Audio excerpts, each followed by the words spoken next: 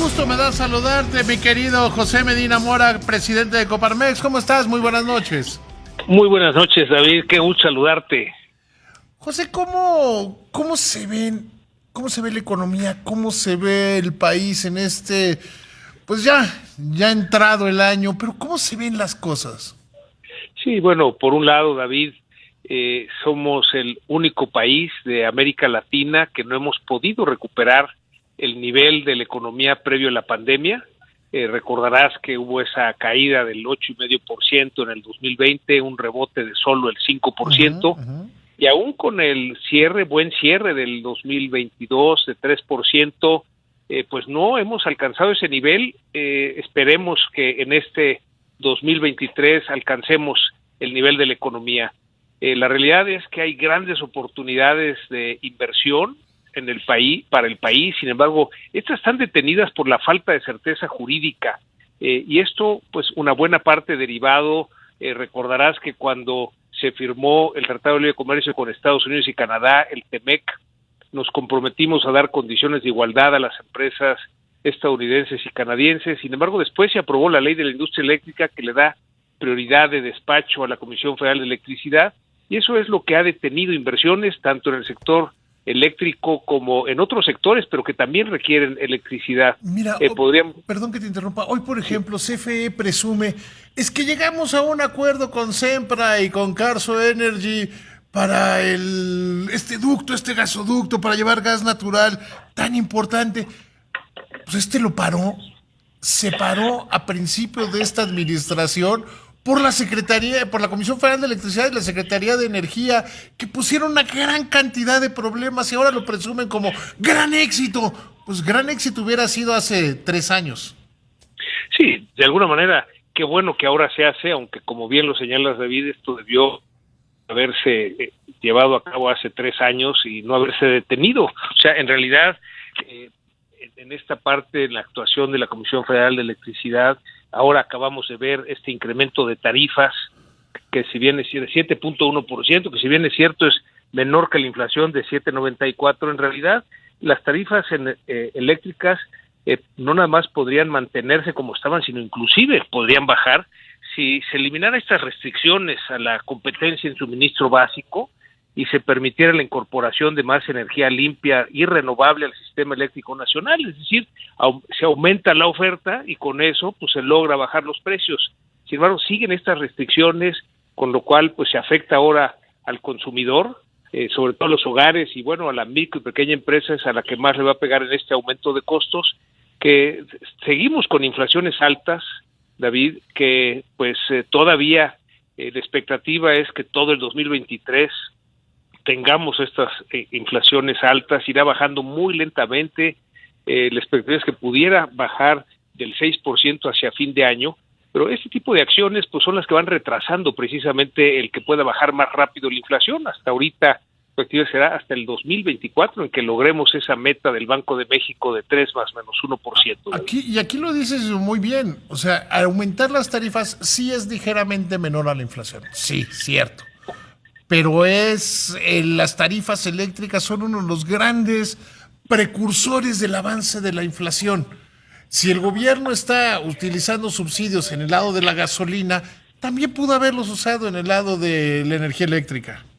Así es, y de alguna manera se habían mantenido sin subir las tarifas, pero justo cuando viene esta cuesta de inicio de año, viene este aumento y desde luego va a repercutir en que la inflación se mantenga en los niveles en que está, tarde más en bajar, que si bien es cierto que, como bien señalas, el subsidio a las gasolinas ha ayudado a que la inflación no suba más. Si no existiera, probablemente tendríamos, David, inflaciones de 2 dígitos, pues también es cierto que este acuerdo de unidad entre el gobierno y el sector empresarial ha ayudado, dado que las empresas, de manera voluntaria, tanto empresas productoras como distribuidoras, han decidido en uno o más de los 24 productos que se lleva esta revisión, este seguimiento, no trasladar todo el aumento de costos a los precios. Entonces, eso ha permitido sí contener un poco la inflación, pero desde luego estas medidas en estos momentos son los que impiden que baje la inflación como pudiera bajar. Claro, y la inflación no está bajando, o sea, a pesar de las decisiones de política monetaria, la inflación no está cediendo como sí lo está haciendo en prácticamente todo el mundo, marcadamente en los Estados Unidos. Sí, de hecho, la velocidad de disminución de la inflación en Estados Unidos ha sido mucho más rápida que como ha bajado en México. Es un pequeño aumento en estos últimos 2 meses, todavía abajo del 8%, lo cual pues es una mejor noticia a tener inflación de 2 dígitos, pero Sí, efectivamente... 7.92 es mejor, 7.91 es mejor que 8. Sí, no, pero decimos mejor que fuera de 2 dígitos. El estimado, Claro. David, es que si no existiera este subsidio por parte del gobierno en las gasolinas, si no existiera esta actuación de las empresas para no trasladar todo el aumento de costos, pues estaríamos hablando de inflaciones del 12%, como en algunos países de América Latina y de Europa. Pero es momento de que pudiera bajar más rápido la inflación. Esto ayudaría, desde luego, a la economía familiar y sobre todo a las micro y pequeñas empresas. Oye, te llevo a la parte comercial. ¿Cómo ves lo que se está gestando en torno al maíz genéticamente modificado? Porque parecería que el gobierno, la Secretaría de Economía, está tratando de administrar el problema y la paciencia de los Estados Unidos parece que no es infinita, parece que se está agotando. Sí, bueno, de alguna manera efectivamente se cambia con un nuevo decreto, el decreto anterior que existía.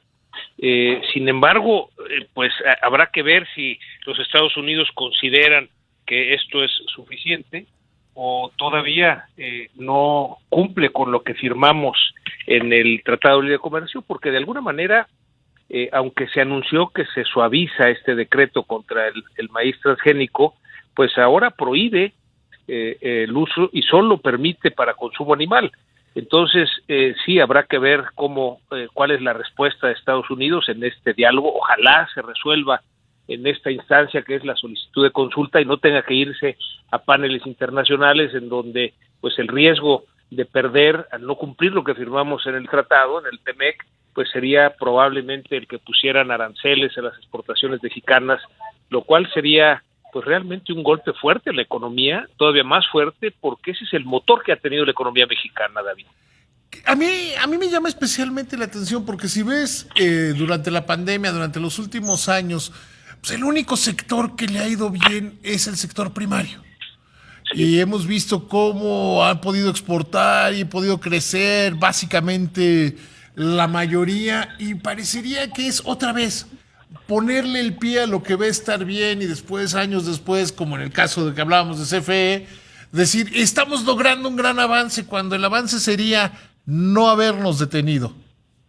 Sí, de alguna manera, David, cuando vemos el panorama general, las oportunidades que hay de inversión en nuestro país, esta declaración de los Estados Unidos de invertir en semiconductores nos abre grandes oportunidades que debiéramos aprovechar. Sin embargo, todas estas decisiones de política pública, en este caso específico de la prioridad de despacho a la Comisión Federal de Electricidad, pues van deteniendo esas inversiones, vamos desaprovechando las oportunidades, como hemos comentado, con lo que ha dejado de vender China a los Estados Unidos, el 4% de su comercio, y solo hemos aprovechado el 0.5%, cuando países tan lejanos como Vietnam han aprovechado 1.8%, o sea, prácticamente la mitad de lo que ha dejado de vender China, hoy lo vende Vietnam, y nosotros estamos simplemente a un cruce de frontera.